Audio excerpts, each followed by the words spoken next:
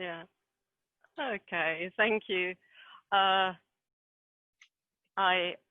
I hope people understand that in fact I have been doing these things for 40 years. So it sounds more like if you look at 40 years, these things have just naturally developed. I think my first step into therapeutic work was when I was 21, 22.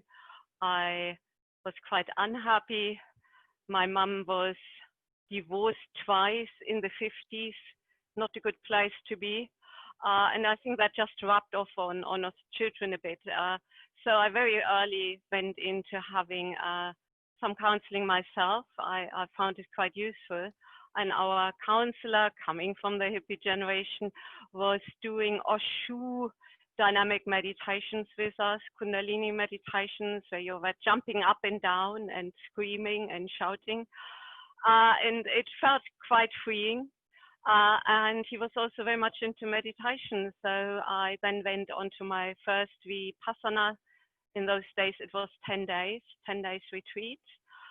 It was so intense that it took me 7 years till I went on the next one. I was sitting there in agony. My body was painful because I had so many painful emotions in my body. And I went then into yoga and luckily met not John Klein. My yoga teacher was invited to teach in Switzerland in the yearly yoga congress. His name is Rajagopalan, and then he stayed in Europe and was teaching in Italy, France, Germany, Belgium, Denmark, settled in Germany, and I could train with him. So it was a very, very intense phase being a student, but being a student 40 years ago was a very lazy life, I would say. I would say 10% was being a student and 90% was all this other stuff. And it never left me, and it shaped me. And I think that's where I'm sitting here. I'm sitting here with this background of what shaped me, what shaped my teachings, what shaped my work.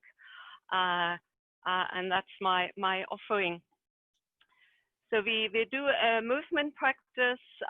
Hopefully it's really a mindful movement practice. It's obviously influenced to my 40 years of yoga, possibly 20 years now as Pilates. But I was always very much influenced by the work of the late Moshe Feldenkrais, where we look at to refine movements, to refine our awareness. So you really get the movement class that hopefully you will benefit from. Everybody is different. I will aim to give you a different taste, and we will work also on the floor because our nervous system can very deeply relax when we go onto the floor, very differently when we are standing. But I thought just to give you, because I know some of us are teachers, just to give you a warm-up practice that you might be comfortable to teach as a teacher. I would invite you in now either to stand up. If your blood pressure is not happy with that, then you might stay seated. And if at any time you want to lie down, please do that. You are your chairperson, so you will do what is helpful for you.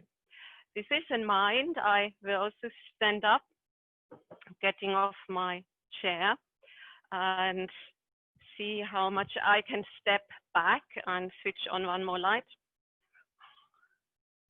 Here we are. So, and as you're standing, just stand natural, have your arms to dangle. And as I said, if you prefer to be seated, then your contact point would be your sitting bones and then the feet on the floor. And just for a moment, make sure that your eyes are towards the horizontal line. So a tendency might be to look down a bit or up a bit and have your eyes quite soft. And just noticing how you perceive your head. Is it a bit, head's naturally a bit in front of our shoulders, but sometimes we have that head forward posture. So just noticing how it's finely balanced. Notice how you might have a sense of the shoulders being forwards or backwards or slightly lifted, or can they just start to dangle so that the shoulders just rest on your rib cage, allowing yourself to feel how the rib cage sits on your pelvis and how the pelvis sits on your legs and on your feet. And if comfortable, see for a moment if you can close your eyes. Notice if that difference makes a difference to how you perceive your standing. It also might enable you to start to connect with your breathing as an integral part of moving.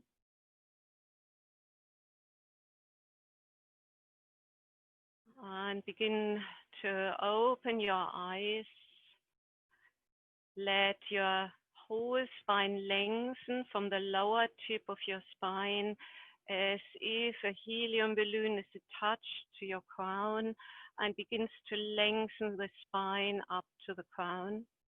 And out of that lengthening in a very gentle way, just let your left ear come to your left shoulder. And then let your head come back up. And let your right ear come to the right shoulder. And do that a moment as if you're moving against the light resistance. So don't think of stretch, think more of that movement quality of head and neck. Let your breath be unhindered. And we do one more to the left, to the right. And come back to the center. And hopefully my instructions are clear enough so that you can also help your eyes. They might be tired after a day to close, and just use your seeing to check in that you know what you're doing. So play with that. You might have noticed how easily we shift weight forward towards our feet and toes. So see if that occurred to you, and very gently let the weight of your body shift. Do you feel the weight of the body forward from the head through the body towards the center of your heels, and from there spreads around your toes? Lengthening through your spine again, and sometimes you can therefore feel a slight drawing in. That spinal lengthening is supported by gentle drawing in. Make sure you don't feel any tightness in these activities. Always soften. Good. And then let your chin just move towards your chest. Notice how the head moves, and then the neck. And then slowly rebuild the neck and head.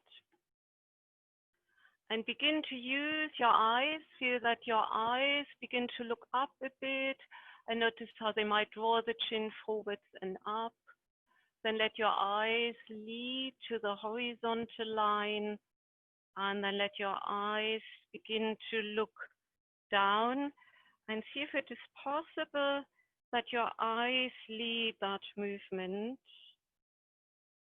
Or could it be the head leads the movement and the eyes follow? And your eyes can be relaxed.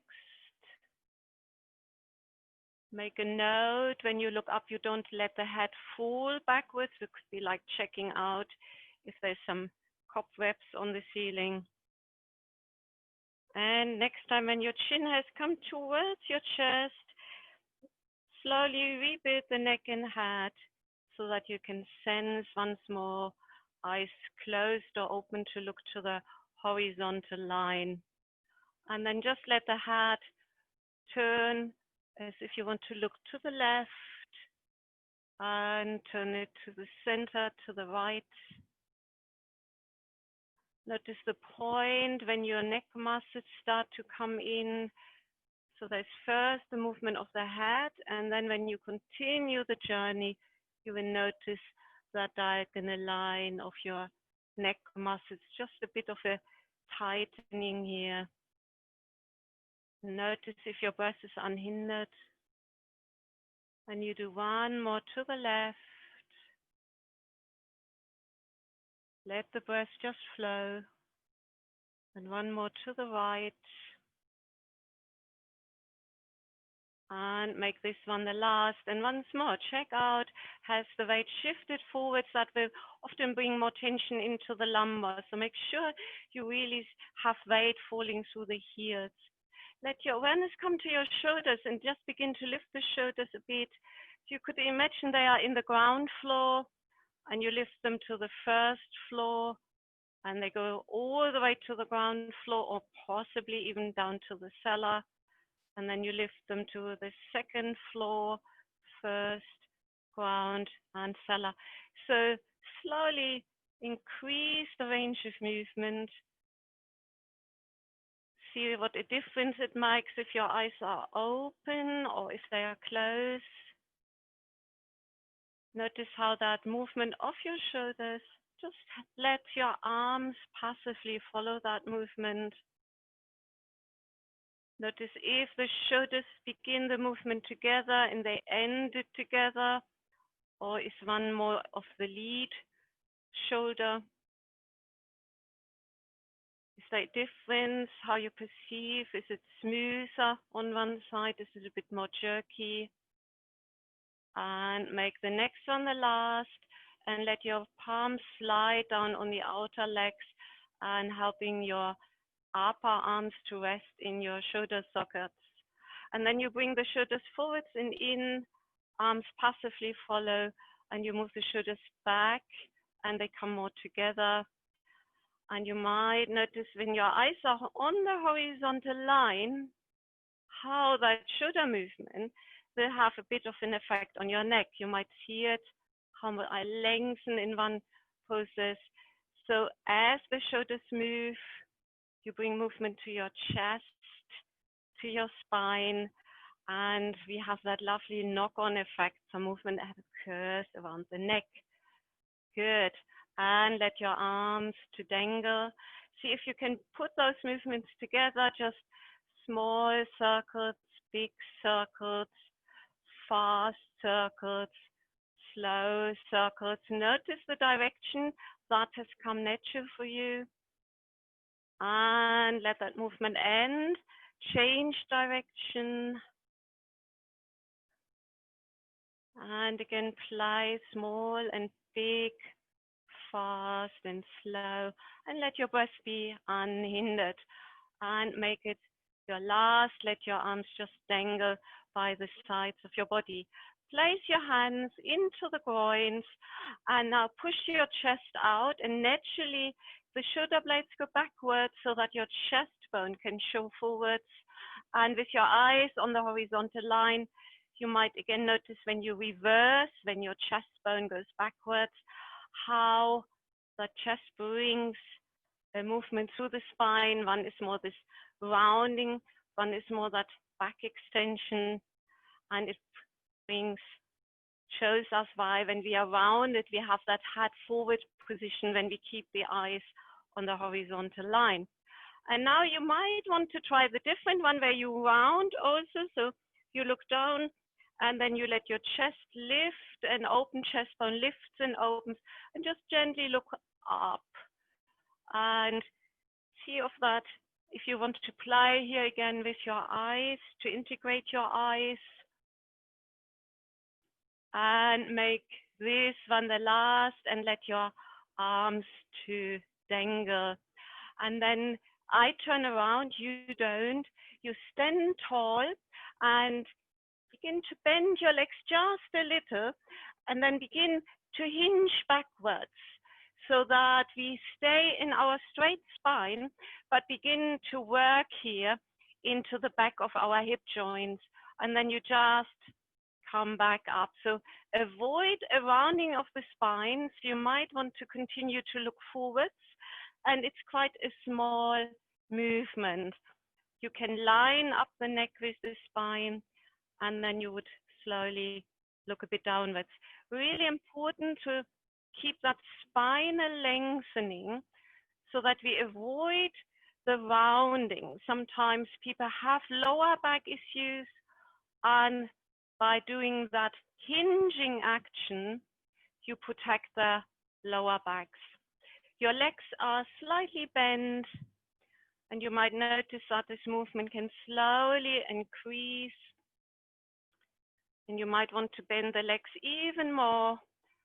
And then you can slowly come more forwards with your legs well bent, so that slowly, like a squat position, you can have your forearms on the legs. And we come now to the floor. Do that anyway you can. I show you the back care way. So, and sometimes people prefer to lie on their beds. That's fine as well. So you would come to the floor, and when you're on your hands and knees, the way how you would do it from the back here is that you drop your buttocks down. So that's like how when you come to onto your bed. And then from here, we call that the mermaid position. Then it's easy to slide down, so that then you can lie on your back and roll over. So that is one way how you can have a safe way. Otherwise, choose any way that helps you to come to the floor where you feel comfortable. If you are on the floor, allow your legs to lengthen away, allow your arms to lengthen away. And if that is okay for you, allow your eyes to close. And notice how much your nervous system now can relax, because it is in relationship with the floor. It doesn't need to work so much against the gravity. It can hand itself over. So often we speak about the support of the floor. Now, if at any time you feel your head is hanging backwards, you will need to put a cushion or two under your head. So it could be a small cushion, but we don't want that hanging back. So it could be a small cushion behind your head. It could be a slightly bigger cushion. What we don't want is that overstretching in the neck. So for me, that would be too high, so that my chin suddenly tilts down. So I'm okay with no cushion, but play with that. But occasionally I see people that have that positioning, and that's overstretching your neck, taking it really out. So find a cushion if you need to, that helps you not to tilt and have the head hanging backwards. Good. If there is some discomfort in the lower back, try out if it helps to separate your legs a little bit more.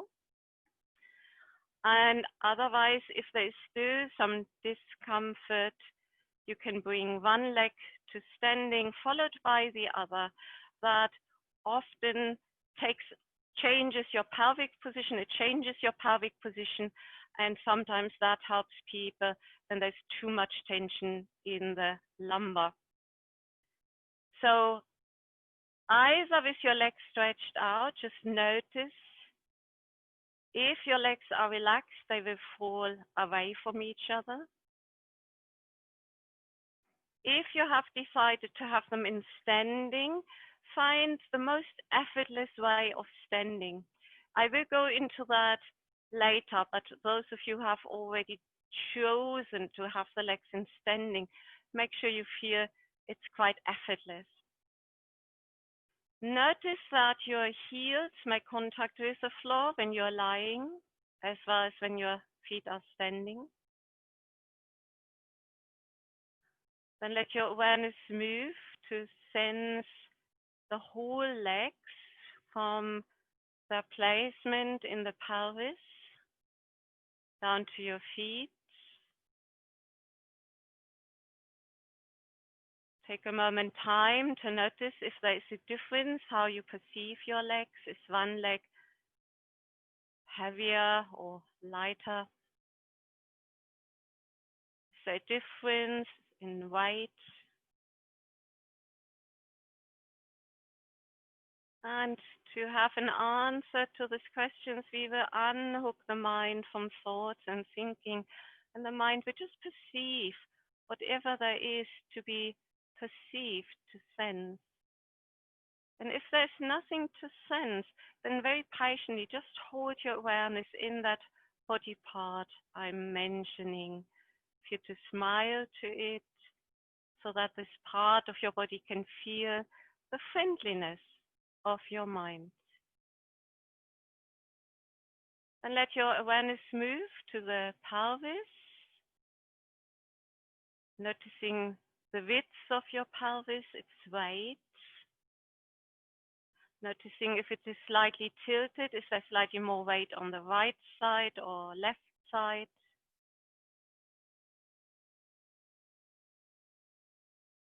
And remember, the answers can just come to you. The mind can relax, just being alert and awake, noticing what is there to be noticed. Then let your awareness move across the back. There is that inward curvature in your lower back. There is the back, the rib cage. On the rib cage, your shoulder blades. And then you can widen your awareness to feel the width of your shoulder girdle. And from there, to include the arms from the shoulders through the elbows down into your fingertips. Noticing if you feel there is a difference between your arms, your shoulders, difference in weight or length. And let your awareness gather back up where the shoulder girdle meets the neck, the spine. Feel the entire spine from its lower tip. There's the tailbone. There's the sacrum in your pelvis. The inward curvature in your lower back. The mid-back area, the space between your shoulder blades. The inward curvature in your neck. And there's your head. Noticing that heavy part at the back of your head. And then just begin to roll your head a little bit to the left and a little bit to the right. Noticing as you roll the head like this, you're creating a shape with your chin, a bit like a rainbow shape. Noticing if the chin seems to go to one side, a bit more upwards, on the other side more downwards. And let the head roll back into the center. Then let one leg come to standing, followed by the other. And let's just be aware of the standing. So notice we look at effortlessness. So make a note what it feels like if you bring your legs together. If your feet are together, your ankles, your calves, your knees, your thighs. You might notice that it brings a bit of inner thigh work. So see what it feels like if you begin to separate your feet and your legs. See, there might be a point that it feels less effortful. There's also sometimes that we are asked to have a position where the feet quite far away from the buttocks. And you might notice that that is also the work for your legs. You might feel slight activity coming into your calves or into the back of your thighs. So see that when your feet are too far away, sometimes even your toes lift, more weight would be in your heels. So again, even here, see if it's useful to slide or walk the feet nearer to your buttocks. And therefore you have been given 4 options: legs closer to each other, away from each other, closer to the buttocks, further away. And you might sometimes change the position because you get more information coming in. Feel both of your feet and just noticing, is the weight in the center of the heels? Is it more on the inner heel, on the outer heel? And again, you might just try out a slightly different positioning. Notice what happens to your toes. You don't want to contort them. So again, see if you want to make a slight change. And that would be just your hypothesis when you come to a place where you feel that's now, for this moment, the best position. Good. Now, opening your eyes in a very soft gaze and not lifting your head, but have that thought that you just would like to lift your head a little. And just notice when you do this 1%, as if you want to lift, as if you begin to lift the head and noticing, you're not lifting it, just noticing what happens. And do that one more time. So it might not be a visible movement, but you might notice what it feels like when you just lift the head a little, that intention, or possibly just 1%, and let the head come to rest. Lengthen through the arms and lift them up to the ceiling. Let your hands come closer so that you can interlace your fingers.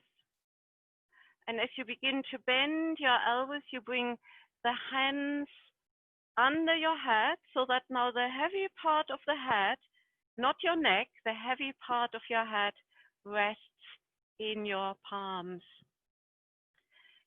And just to feel connected with your shoulders in this position, you could lift your elbows up to the ceiling and then you open them again. So just for you to sense that movement from the elbows, helping you to connect with your collarbones, your shoulder blades. And then let your elbows point.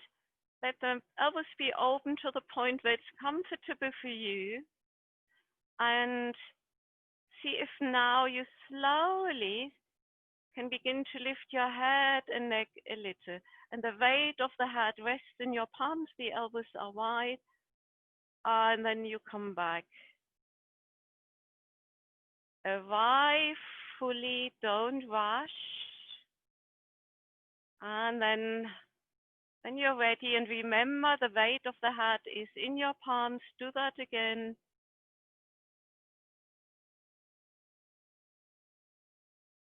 Good. Begin to notice what kind of breathing you are engaging in. And make this one your last. For a moment, closing your eyes, notice your breathing, and remember these movements are invitations. Sometimes people only do one movement or two, others might do 4. But it's not, the repetitions are skillfully done. So each time you start the movement, it's totally new. Now, see if you can lift your elbows so they're pointing slightly diagonal. Opening your eyes and begin to lift your head. The weight of the head is a passenger in your hands. When you come up where you comfortably go, and then you return. Make sure you return fully. And then when you're ready, you do that movement again. Begin to notice what happens in your spine. The spine, the head neck movement brings a spinal movement. Make this one your last.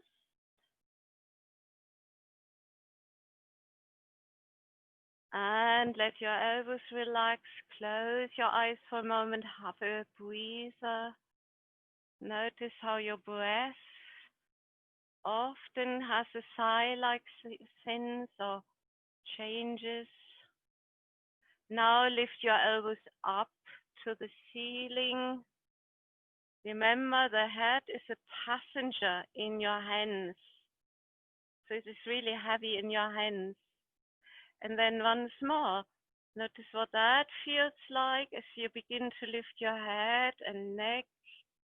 Where your effort might go towards the upper back. And then slowly you return. Notice what that feels like. What could be the more effortful movement? What is more of an effortless movement? Notice your breathing. Has it started to find a rhythm? And make this one your last.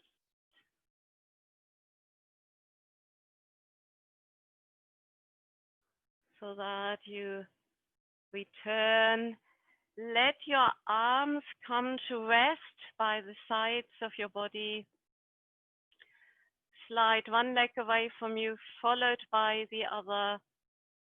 Let your legs relax, let your arms relax. So let the legs, and they relax. It's not a slouching, they just let go of any effort. Your arms let go of any effort. And for a moment, notice, is there some change after you've done these movements? Where you perceive your spine, your limbs.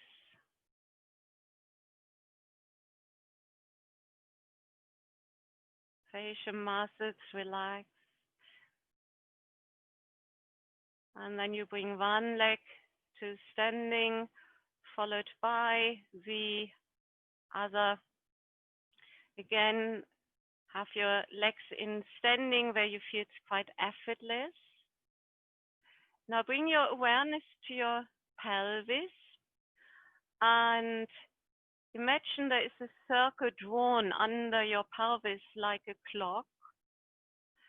And be aware of your tailbone. We have a tailbone, we have the sacrum, and then we have the top rim of our pelvis.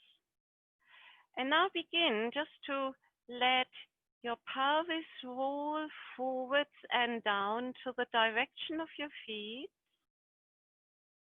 And notice how you might feel how more weight rolls onto your tailbone. And then you just come back to your starting position, your home position, which is also often called neutral. And do that a few times. Does not need to be a big movement. Just feel you let the pelvis roll forwards and down. The pubic bone moves forwards and down away from the navel. And you very gently roll a bit more towards your tailbone. And then you come back, let the pelvis find its neutral. Now, I prefer the non-slippery mats in the yoga. They might have some restriction to the movement. So hopefully you still can notice as the tailbone gets a bit more forwards and down into the floor, how there is a movement coming from the pelvis through the spine towards your neck. You might just have an awareness for that. And make this one the last. And now we do the other direction. We let the top rim of the pelvis move back and up. And that means that your pubic bone seems to tilt as if it looks to the navel. And there will be a slight more flattening coming into your lower back. And then you return to neutral. And you can do that a few times. Notice if your feet are helping you, if you push through the feet to enable that movement. It does not need to be big. Notice if your abdominals do more of that movement, then there might be a sense of the abdominals a bit scooping. And once more, notice how that movement travels through the spine. So is there something happening around your chin, around your neck? And you could imagine if that circle has been drawn like a clock, that you would move, and you can put those two movements together, and then it would be nearly as if you're moving between 12 o'clock and 6 o'clock. Let your breath be free. Let your rib cage be free, your neck, and make this one your last. And then let your hands become again fingers interlaced, come behind your head. Lift your elbows up. And now feel that you want to round yourself. So you roll the top rim of the pelvis back, and you also lift your head. So you're creating a sense of a rounding. And then slowly you return back to your starting. So in the gym workout, you might call that a crunch, an abdominal crunch. But don't think of gym workout. Think of that weight, the head, a passenger in your hands, and you lift your head, neck. Something moves through the spine, and we have now integrated more actively the spine, a movement of the pelvis, where the pelvis rolls up and backwards, and then you come back to the neutral. Good. And then let your arms relax, and see if you can do the other direction as well. So you could roll the pelvis forwards and down, so the tailbone goes to the floor, and you would lift your chin away from the chest. You're not lifting the head, but you would shorten into the neck, so you would come here into some back extension. And then slowly the head and pelvis back to neutral. So here, like an elastic, the pubic bone moves forwards and down. The chin lifts a bit away from the chest. We create a bit more of an opening around the rib cage, and there is a slight passive back extension, back bend. And then we come back to the neutral. Good. Let your arms relax. Slide one leg away from you, slide the other leg away from you, and let the legs fall away from each other. Separate your arms. Notice what it feels like now as you're resting on the floor.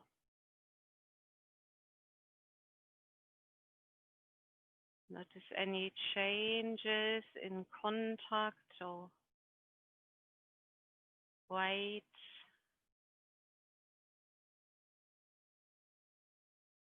Giving your body time to incorporate that learning.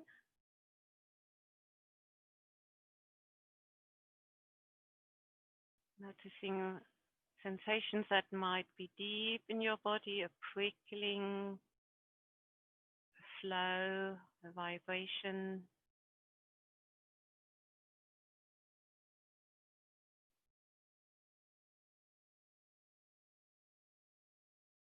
And then also notice your breathing.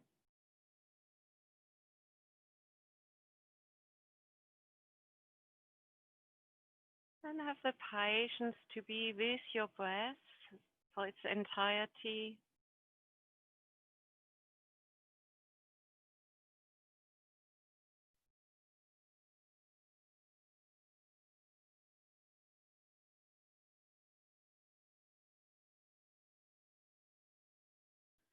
Then you bring one leg to standing, followed by the other. Again, ensure that effortless standing. We stand the legs so that there is freedom for the movement around the pelvis. And then just bring your right knee into your chest and place the right palm on your right knee. And you might notice there's quite a lot of options. So you could cap with the hand the knee. You could hold it from the inside. You could hold it from the outside. You could hold slightly below the knee. You could hold behind your knee. So choose the option that seems to be good for you. And then with your hand on the knee, just notice, keep the pelvis quite still and just see what range of movement you can have here when you use your hand to let the knee go a bit more outwards. It's a lovely action where your thigh bone slides a bit more inwards. But don't let the pelvis follow. So don't tighten like in the Pilates way, but keep the pelvis still. We want to feel that movement and then see what it feels like when you bring the knee a bit more in towards the midline of the body. And don't hold your breath. Let your breath be unhindered. Play a bit here with the movement out. Neutral in. See if you can feel. This is a ball socket joint. If you can feel the head of your thigh bone rolling, sliding in there in the hip joint. And then also choose the other direction. Let the knee gently draw towards your chest. And then gently move it away from your chest. Hand on the knee. You might notice it can be first just the leg moving in your pelvis. And when you would draw the knee further towards your chest, then you might notice how now the pelvis begins to roll backwards. So don't do that in the moment. Just try to differentiate the movement, and then you can make a circle. Could be one direction and then the other direction. Let your breath be unhindered. You could draw lines, waves, so that we free up that connection from that leg in its hip joint. And then let your hand relax. Bring that foot back to the floor, leg in standing. Slide one leg away, followed by the other. Let the legs relax, arms relax, and just notice. Sometimes people feel after that movement that seems one side of the body is slightly tilting more down into the ground, whereas if the other side is slightly more expanded. And for some people, there slowly comes a bit more differentiation for that spine, its length.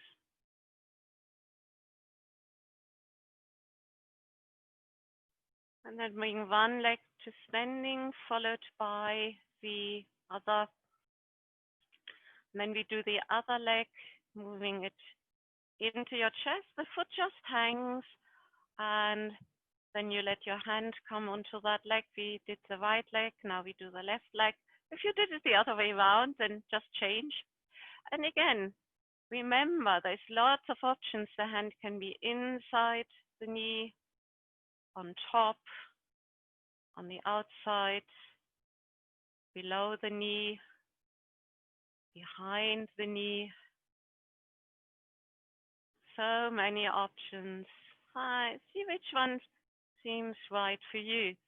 And then just begin to let the knee drop out with the hand So the pelvis is quite still. You don't let it tilt, so that you can feel the leg moving and the leg slides in. And sometimes people are hypermobile and they might get the leg down without moving the pelvis, but most of it they have a restriction. And then do that a few times just to sense this effortless movement with your hand on the knee, how you open the knee, how the thigh bone slides in. Let your breath be unhindered. Then you can try out the other direction where the knee gets moved across towards the midline. So when the knee goes in, the thigh bone will move more out. So you really, if you put those two movements together, you might notice a lovely movement. When the knee goes out, the head of the thigh bone slides in. Then there is the home position, the neutral position. And then it could, when the knee goes in, the thigh bone slides more out. Effortless.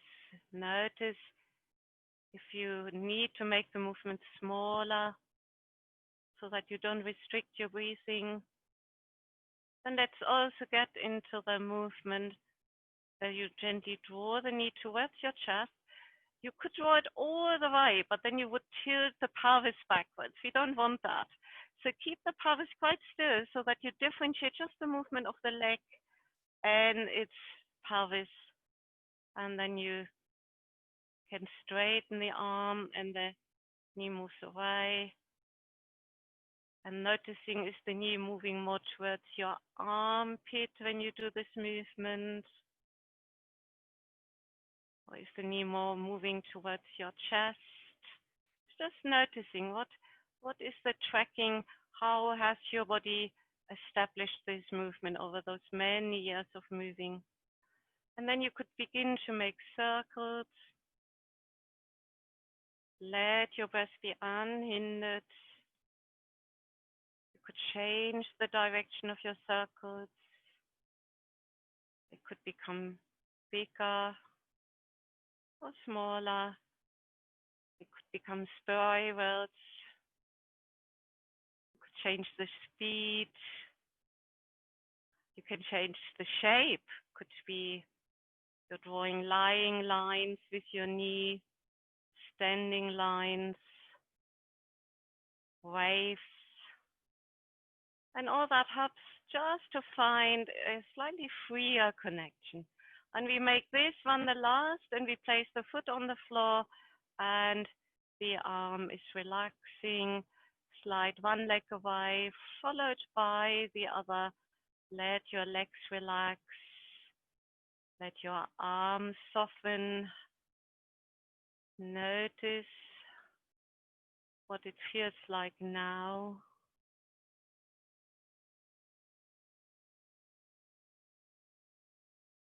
There's a sense of the contact of the legs with the floor, the pelvis.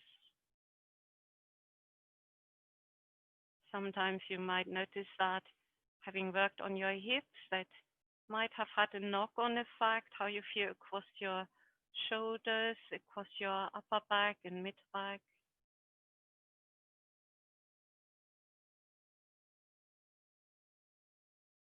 And then you bring one leg to standing, followed by the other. You let your hands come up, your arms come up, interlace your fingers. As you bend your arms, let your hands slide under the head so that the heavy part of the head is in your palms. Lift your elbows up and then begin once more with the head a passenger in your hands. Begin to lift the head, the neck, your upper back, so you effortlessly can take it. Just notice if there's a slightly better connection in this movement with your spine and rib cage. Slowly return. Allow yourself to return fully. You can open your elbows, you can totally soften, and then you can do the movement again. So that each time you movement, you do it fresh, you do it new, so that the repetition is always fresh. There's always something more to explore. You might notice there's slightly more of a movement around your rib cage as you do this. Can you notice when you come back, are you holding your pelvic position, or can the pelvis go back to its neutral?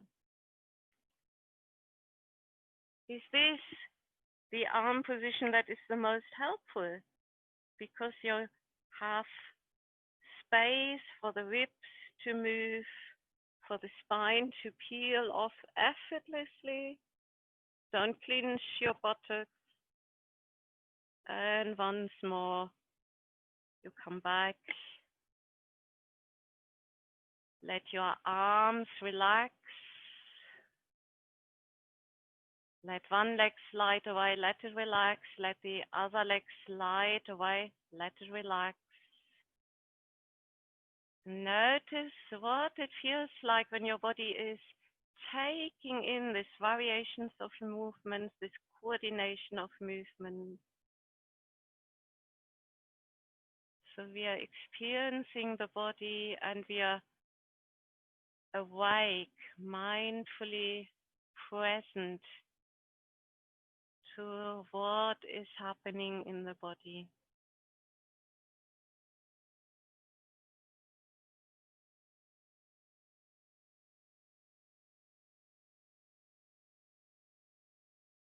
Notice your breathing, if it's moved into a rhythm of comfort, of ease.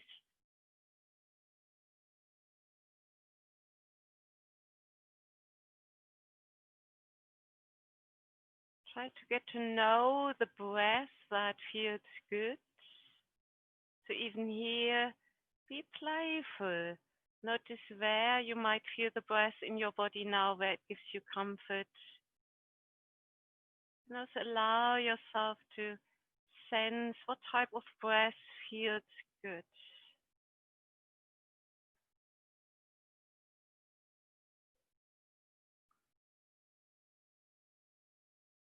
And then bring one leg to standing, followed by the other. And then roll over to your side. Gently begin to push yourself up so that you slowly come to be seated. Take a moment time. Any way of seated is okay.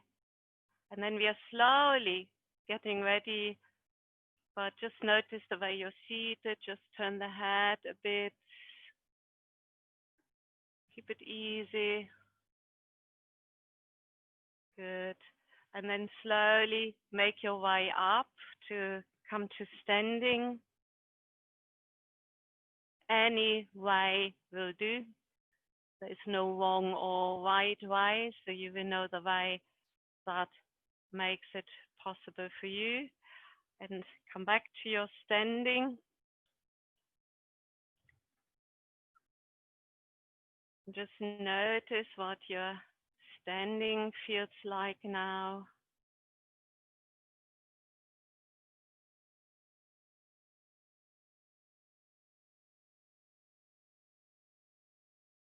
And then just let one ear come to one shoulder and the head back to the center and to the other shoulder.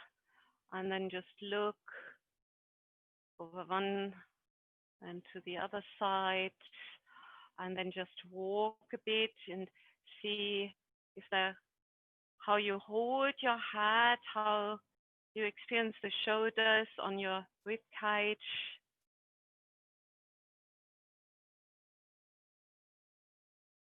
Good. And then come to be seated.